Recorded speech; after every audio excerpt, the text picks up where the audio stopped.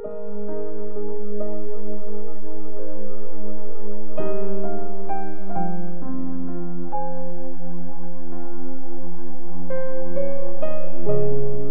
chapter 20. Ang pagsuway ng Israel.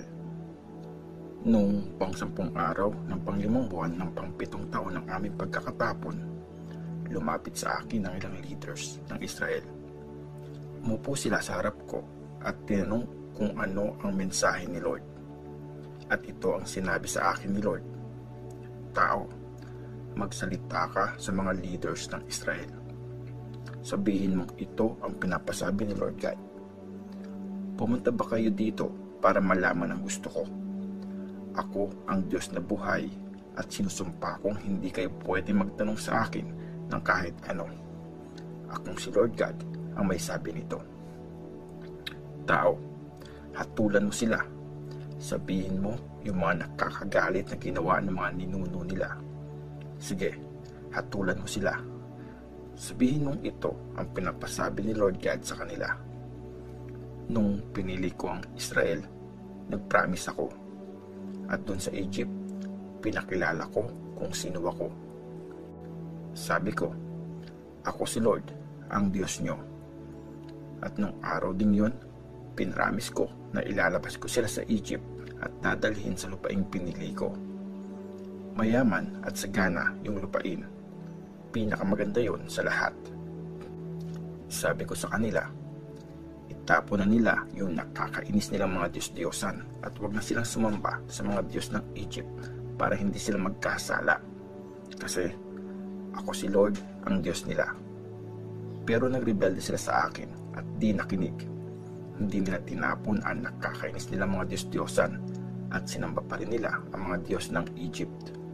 Kaya nag-decide akong ibuhos sa kanila ang galit ko at parusahan sila doon. Pero para di masira ang pangalan ko, hindi ko yun ginawa. Alam kasi ng mga tao sa paligid nila na nag-promise ako na ilalabas ko sila sa Egypt. So, inalis ko sila sa Egypt at dinala sa desert. Binigay ko sa kanila ang aking mga utos at tinuro ang mga batas ko na nagbibigay ng buhay sa mga susunod dito. Inutos ko din na igalang nila ang araw ng Sabath. Sign ito ng agreement namin at para maalala nila na akong si Lord nagpabanal sa kanila. Pero kahit doon sa desert, nagrebelde sila. Sumuway sila sa mga utos ko at nireject ang mga batas ko na nagbibigay ng buhay sa mga sumusunod dito. Sobra din nilang binastos ang Sabath. Ginalit talaga nila ako. Kaya nag-decide akong wasakin sila sa desert. Pero hindi ko yun ginawa para di masira ang pangalan ko sa mga bansang nakakita na nilabas ko ang Israel sa Egypt. Doon sa desert, sumpa na lang ako na hindi ko sila dadalhin sa lupaing ibibigay ko sa kanila, sa lupaing mayaman at sagana at pinakamaganda sa lahat. Sinabi ko ito kasi nireject nila ang mga utos ko. Sinuway nila ang batas ko at binastos nila ang Sabath. Mas pinili pa nilang sambahin ang mga Diyos-Diyosan nila. Pero naawa ako sa kanila kaya hindi ko sila pinatay dun sa desert. Sinabi ko na lang sa mga anak nila, huwag niyong gagayahin yung masasamang ginawa ng mga magulang niyo. Huwag niyong susundin ang mga kaugalian. Huwag niyong susundin ang mga kaugalian nila o dumihan ang inyong sarili sa pagsamba sa mga Diyos-Diyosan nila. Ako si Lord, ang inyong Diyos. Sundin niyong mabuti ang mga utos at batas ko. Gawin niyong banal na araw ang Sabath para maging reminder yon ng promise natin sa isa't isa. At maalala niyo na ako, si Lord, ang inyong Diyos. Pero sinuway din ako ng generation na yon. Sumuway sila sa mga utos ko at hindi sumunod sa mga batas ko na nagbibigay ng buhay sa mga sumusunod dito. Binastos din nila ang Sabath. Sobra nila akong ginalit. Kaya nag-decide akong parusahan silang lahat sa desert. Pero alang-alang sa pangalan ko, hindi ko yung ginawa para hindi ako laitin ng mga bansang nakakita na nilabas ko ang Israel sa Egypt. Tapos sumpa ulit ako doon sa desert. Sinabi kong ikakalat ko silang lahat sa buong mundo. Ginawa ko yon kasi hindi nila sinunod ang utos ko. Nireject nila yung mga batas ko at binastos nila ang Sabbath. Tapos, sinamba pa nila yung mga Diyos-Diyosan ng mga ninuno nila. Kaya, binigyan ko sila ng mga batas na hindi makakabuti at mga utos na hindi magbibigay ng buhay sa kanila. Hinayaan ko sila mag-offer ng mga hindi katanggap-tanggap na sacrifice, yung pag-aalay nila ng mga panganay nilang anak. Ginawa ko yun para parusahan sila at makilala nila na ako si Lord. Tao, sabihin mo sa mga Israelites na ako si Lord God ang may sabi nito.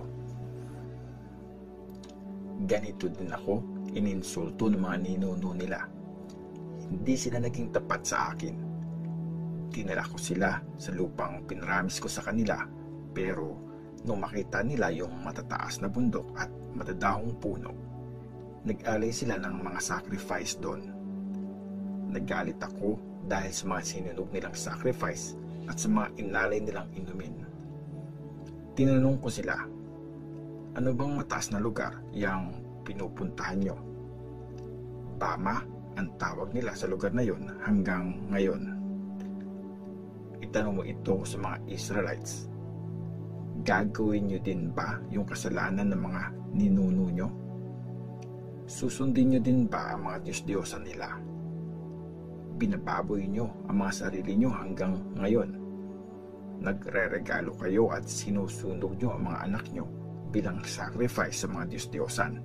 Tapos, ngayon, lalapit kayo mga Israelites at itatanong nyo kung ano ang gusto ko.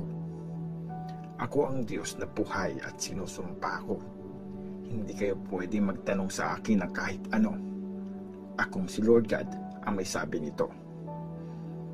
Plano nyo pang maging kagaya ng ibang mga bansa, kagaya ng mga nakatira sa ibang bayan at ng mga sumasamba sa puno at bato. Hindi yan mangyayari. Nagpaparusa at nagpapatawad ang Diyos.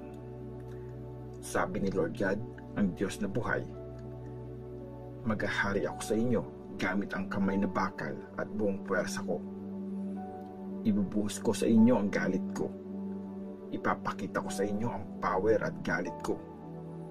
Igagather at ilalabas ko kayo mula sa mga bansang pinagtapunan sa inyo. Dadalhin ko kayo sa desert sa gitna ng mga bansa at harap-harapan ko kayong paparusahan doon. Paparusahan ko kayo kagaya ng pagpaparusa ko sa mga ninuno nyo nung nasa desert sila ng Sinai. Ito ang sabi ni Lord God.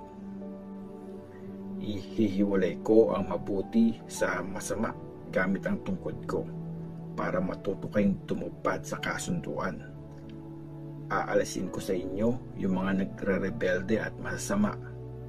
Ilalabas ko sila sa lupain kung saan sila nakatira ngayon. Pero hindi ko sila ibabalik sa lupain ng Israel. Tapos, makikilala nyo na ako si Lord. Sabi ni Lord God, sige, mga Israelites, mag-serve kayo sa mga Diyos-Diyosan nyo, pero binabalaan ko kayo. After nito, susunod na kayo sa akin. Hindi nyo na pwedeng insultuhin ang banal kong pangalan dahil sa pag-aalay nyo sa mga Diyos-Diyosan nyo. Doon sa lupain, sa banal na bundok, sa mataas na bundok ng Israel, lahat kayong Israelites ay sasamba sa akin. Tatanggapin ko kayo at ang mga sacrifice nyo sa akin, yung mga best na mabibigay nyo at yung mga banal na regalo. Pag nailabas ko na kayo sa mga bansa kung saan kayo napapunta at nag-gather ko na kayo, tatanggapin ko ang mga susunugin nyong handog at makikita ng mga bansa na banal ako. Pag naibalik ko na kayo sa Israel, sa lupaing pinramis ko na ibibigay sa mga ninuno nyo, makikilala nyo ako si Lord.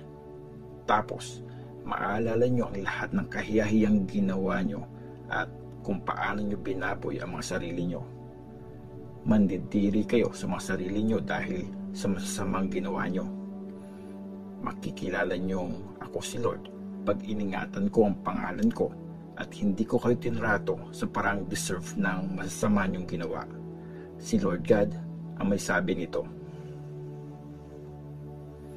Ang sunog sa South. Sinabi sa akin ni Lord, "Tao, humarap ka sa bandang South.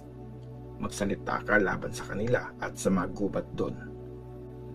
Sabihin mo sa kanilang makinig sila sa sasabihin ni Lord God. Tingnan nyo, susunugin ko kayo. Susunugin ko ang bawat puno nyo, malaguman o tuyo. Walang makakapatay nito. Gagapang ang apoy mula sa south pa north at masusunog ang lahat sa init ng apoy nito. Makikita ng lahat na akong si Lord ang nagpaapoy at walang makakapatay nito. Pero umangal ako, Lord God, huwag niyo pong ipagawa sa akin ito.